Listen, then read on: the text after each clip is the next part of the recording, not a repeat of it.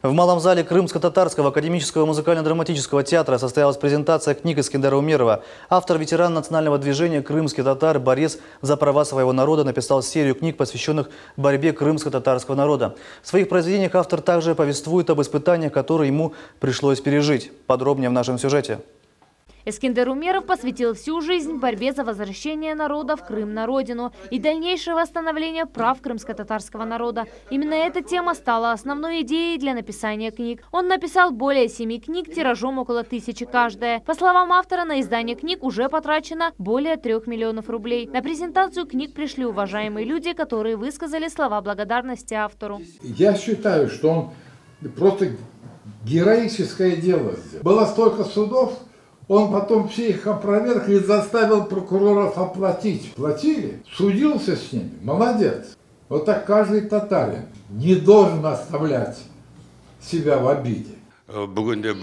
Все книги, написанные Искендером Умеровым, должны быть презентованы в университетах. Он проделал огромную работу, подтвержденную документально.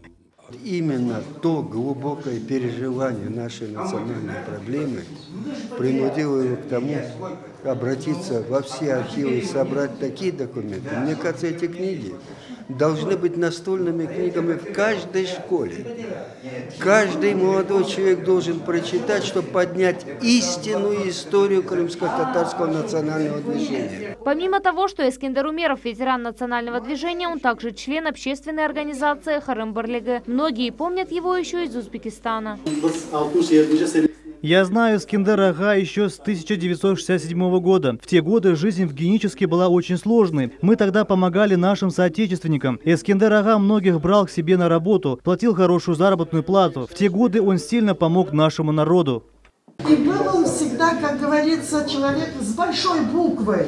И всегда он старался помочь там по соседству, кто там где бы что-то ни случилось, радость или беда, Искендер всегда там был рядом. Все книги автора красного цвета. Он говорит, что этот цвет символизирует его кровавые испытания. Ведь борьба за возвращение и восстановление прав крымско-татарского народа стоила ему 12 уголовных дел, общим сроком 135 лет, 4 обыска, 4 ареста, подстроенная автокатастрофа, смерть отца и сына, а также убийство его 19-летней дочери Эмине. Но он не сломался, дал себе слово, что будет бороться до последнего.